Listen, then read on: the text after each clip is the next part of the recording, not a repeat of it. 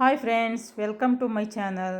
ಇವತ್ತು ನಾನು ನಿಮಗೆ ಸ್ಪೆಷಲಾಗಿ ನುಗ್ಗೆಕಾಯಿ ಚಾಪ್ಸ್ ಮಾಡ್ತಾಯಿದ್ದೀನಿ.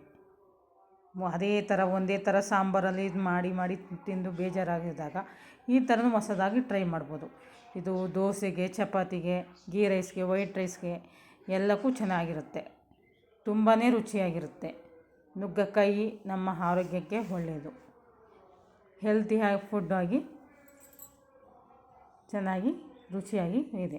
ಹೇಗೆ ಮಾಡೋದು ಅಂತ ನೋಡೋಣ ಬನ್ನಿ.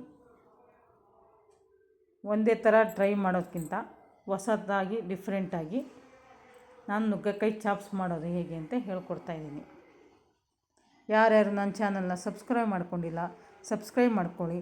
ಆದಷ್ಟು ಶೇರ್ ಮಾಡಿ, ಲೈಕ್ ಮಾಡಿ, ಹೇಗಿದೆ ಅಂತ ಕಮೆಂಟ್ ಬಾಕ್ಸಲ್ಲಿ ನನಗೆ ತಿಳಿಸಿ. ಬನ್ನಿ, ಇವಾಗ ಏನೇನು ಸಾಮಾನುಗಳು ಬೇಕು ನೋಡೋಣ. ಇಲ್ಲಿ ನಾನು ನುಗ್ಗೆಕಾಯಿ ಅರ್ಧ kg ನುಗ್ಗೆಕಾಯಿ ತಗೊಂಡಿದ್ದೀನಿ. ಕಟ್ ಮಾಡಿ ನಾರನ್ನೆಲ್ಲ ತೆಗೆದು ಫ್ರೆಶ್ ಆಗಿ ನೀರಲ್ಲಿ ಹಾಕ್ಕೊಂಡಿದ್ದೀನಿ ನಾನು. ಈಗ ನುಗ್ಗೆಕಾಯಿ ಚಾಪ್ಸ್ಗೆ ಏನೇನು ಸಾಮಾನು ಬೇಕು, ಒಂದು ಬಾಣಲಿಗೆ 2 ಸ್ಪೂನ್ ಎಣ್ಣೆ ಹಾಕ್ಕೊಂಡಿದ್ದೀನಿ. 2 ಈರುಳ್ಳಿ ಕಟ್ ಮಾಡ್ಕೊಂಡಿದ್ದೀನಿ. ಅದನ್ನು ಎಣ್ಣೆಯಲ್ಲಿ ರೋಸ್ಟ್ ಮಾಡ್ಕೊತಾಯಿದ್ದೀನಿ. ನಾವು ಮಸಾಲ ಐಟಮ್ಸ್ನ ಇದರಲ್ಲಿ ನಾನು ಎಣ್ಣೆಯಲ್ಲಿ ಎಲ್ಲನೂ ರೋಸ್ಟ್ ಮಾಡ್ಕೊತಾಯಿದ್ದೀನಿ. ಎಷ್ಟು ನಾವು ಚೆನ್ನಾಗಿ ರೋಸ್ಟ್ ಮಾಡ್ಕೋತೀವಿ ಅಷ್ಟು ರುಚಿಯಾಗಿ ಚೆನ್ನಾಗಿ ಬರ್ತದೆ.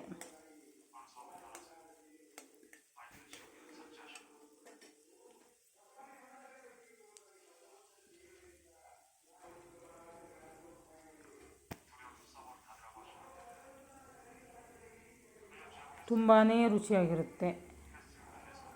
ಅಷ್ಟು ರುಚಿಯಾಗಿರುತ್ತೆ. 2 ಚಕ್ಕೆ ಹಾಕೋತಾಯಿದ್ದೀನಿ, 2 ಲವಂಗ, 1 ಏಲಕ್ಕಿ ಕಾಯಿ, 1 ಸ್ಪೂನ್ ಸೋಂಪು ಕಾಳು,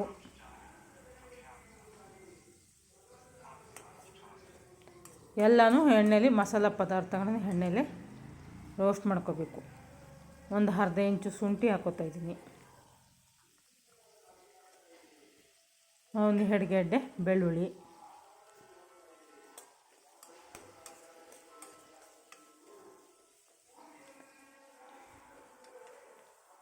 ನಿಮಗೆ ಖಾರಕ್ಕೆ ಎಷ್ಟು ಬೇಕೋ ಅಷ್ಟು ಮೆಣಸಿನ್ಕಾಯಿ. ನಾನು ಅರ್ಧ kg ಎಷ್ಟು ಬೇಕೋ ಅಷ್ಟು ಮೆಣಸಿನ್ಕಾಯಿ ಹಾಕ್ಕೊಂಡಿದ್ದೀನಿ. ಅದ್ರ ಜೊತೆಗೆ ಮೆಣಸನ್ನು ಹಾಕೋತೀವಿ ಅಲ್ವಾ, ಮೆಣಸು ಹಾಕೋದ್ರಿಂದ ನಾವು ಮೆಣಸಿನ್ಕಾಯಿನ ಸ್ವಲ್ಪ ಕಮ್ಮಿನೇ ಹಾಕ್ಕೊಂಡಿದ್ದೀನಿ. ಪುದೀನ ಸೊಪ್ಪು ಹಾಕ್ಕೊಂಡಿದ್ದೀನಿ. ಎಲ್ಲ ಮಸಾಲ ಪದಾರ್ಥನೂ ನಾವು ಎಣ್ಣೆಲೆ ರೋಸ್ಟ್ ಮಾಡ್ಕೋಬೇಕು. ಎಷ್ಟು ನಾವು ಜಾಸ್ತಿ ಎಣ್ಣೆಲಿ ರೋಸ್ಟ್ ಮಾಡ್ಕೋತೀವಿ ಅಷ್ಟು ರುಚಿಯಾಗಿ ಚೆನ್ನಾಗಿ,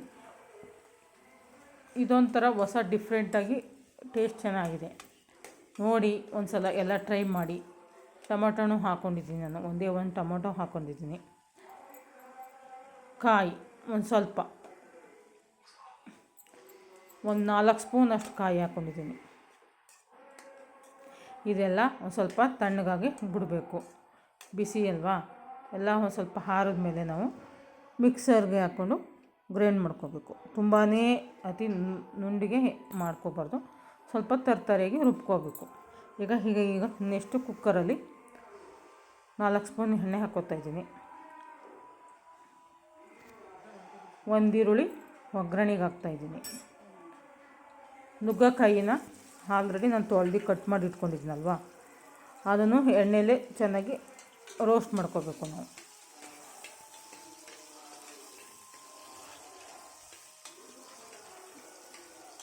ಎಣ್ಣೆಲಿ ನಾವು ನುಗ್ಗೆಕಾಯಿನ ಎಷ್ಟು ಚೆನ್ನಾಗಿ ರೋಸ್ಟ್ ಮಾಡ್ಕೋತೀವೋ ಅಷ್ಟು ರುಚಿ ಚೆನ್ನಾಗಿರುತ್ತೆ. ಆದ್ದರಿಂದ ಎಣ್ಣೆಲಿ ಒಂದು ಸ್ವಲ್ಪ ಬೇಯಿಸ್ಕೋಬೇಕು ನಾವು ಚೆನ್ನಾಗಿ. ಈಗ ನಾನು ಲಾಸ್ಟಲ್ಲಿ ಕೊತ್ತಂಬರಿ ಸೊಪ್ಪು ಹಾಕ್ಕೊಂಡು ಇವಾಗ ಮಿಕ್ಸಲ್ಲಿ ನಾನು ರುಬ್ಕೋತೀನಿ.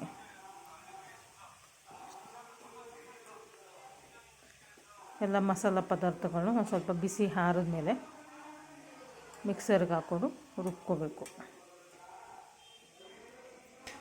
ತುಂಬಾ ಚೆನ್ನಾಗಿರುತ್ತೆ. ನೋಡಿ, ಈ ಥರ ಎಣ್ಣೆಯಲ್ಲಿ ನಾವು ಬೇಯಿಸ್ಕೋಬೇಕು. ಈಗ ಮಿಕ್ಸಿಲಿ ಆಡಿಸಿದ್ನೆಲ್ಲನೂ ಹಾಕ್ಕೋತಾಯಿದ್ದೀನಿ. ನಾವು ಚಾಪ್ಸ್ ಮಾಡ್ತಾ ಇರೋದ್ರಿಂದ ಎಷ್ಟು ನಿಮಗೆ ಅವಶ್ಯಕತೆಗೆ ನೀರು ಬೇಕು ಅಷ್ಟು ನೋಡಿಕೊಂಡು ಹಾಕ್ಕೊಳ್ಳಿ. ನಾನು ಸ್ವಲ್ಪನೇ ಹಾಕ್ಕೋತಾಯಿದ್ದೀನಿ. ಚಪಾತಿ ಜೊತೆ, ವೈಟ್ ರೈಸ್ ಜೊತೆ, ಗೀ ರೈಸ್ ಜೊತೆ, ದೋಸೆ, ಇಡ್ಲಿ, ಪೂರಿ ಯಾವುದ್ರ ಜೊತೆಲಿ ಬೇಕಾದ್ರೂ ತಿನ್ಬೋದು. ಒಂದೇ ಥರ ನುಗ್ಗೆಕಾಯಿ ಸಾಂಬಾರಲ್ಲಿ ಬೇಳೆ ಸಾಂಬಾರಲ್ಲೇ ತಿನ್ನೋದಕ್ಕಿಂತ ಈ ಥರ ಹೊಸ್ದಾಗಿ ಟ್ರೈ ಮಾಡೋದ್ರಲ್ಲಿ ಚೆನ್ನಾಗಿರುತ್ತೆ. ಒಂದು ಸಲ ಟ್ರೈ ಮಾಡಿ ಹೇಗಿದೆ ಅಂತ ನನಗೆ ಕಮೆಂಟ್ ಬಾಕ್ಸಲ್ಲಿ ತಿಳಿಸಿ. ಈಗ ಕುಕ್ಕರ್ಗೆ ಹಾಕಿದ್ದೀನಿ, 2 ವಿಸಲ್ ಆಗೋವರೆಗೂ ಇದು ಮಾಡ್ಕೊಳ್ಳೋದು.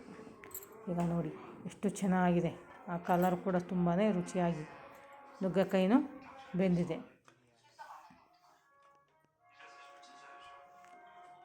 ನೋಡಿ ಇವಾಗ ನುಗ್ಗೆಕಾಯಿ ಚಾಪ್ಸ್ ರೆಡಿಯಾಗಿದೆ. ನಾನು ಬಿಸಿ ಮುದ್ದೆ ಜೊತೆ ನುಗ್ಗೆಕಾಯಿ ಚಾಪ್ಸ್ ಮಾಡ್ತಾಯಿದ್ದೀನಿ. ಈಗ ಬೌಲ್ಗೆ ಹಾಕೋತಾಯಿದ್ದೀನಿ. ಒಂದು ಸಲ ಟ್ರೈ ಮಾಡಿ ಹೇಗಿದೆ ಅಂತ ನನಗೆ ಕಮೆಂಟ್ ಬಾಕ್ಸಲ್ಲಿ ತಿಳಿಸಿ. ಯಾರ್ಯಾರು ನನ್ನ ಚಾನಲ್ನ ಸಬ್ಸ್ಕ್ರೈಬ್ ಮಾಡ್ಕೊಂಡಿಲ್ಲ ಸಬ್ಸ್ಕ್ರೈಬ್ ಮಾಡ್ಕೊಳ್ಳಿ. ಆದಷ್ಟು ನನ್ನ ಚಾನಲ್ನ ನಿಮ್ಮ ಫ್ರೆಂಡ್ಸು ಫ್ಯಾಮಿಲಿ ಜೊತೆಗೆ ಶೇರ್ ಮಾಡಿ. ಹೇಗಿದೆ ಅಂತ ಕಮೆಂಟ್ ಬಾಕ್ಸಲ್ಲಿ ತಿಳಿಸಿ. ನನಗೆ ನೋಡಿದವರೆಲ್ಲ ಒಂದು ಲೈಕ್ ಕೊಡಿ. ಹೀಗೆ ಹೊಸ ಹೊಸ ಥರದ ಅಡುಗೆಗಳ ಜೊತೆ ನಾನು ನಿಮ್ಮ ಮುಂದೆ ಶೇರ್ ಮಾಡ್ಕೊತಾ ಇದ್ದೀನಿ.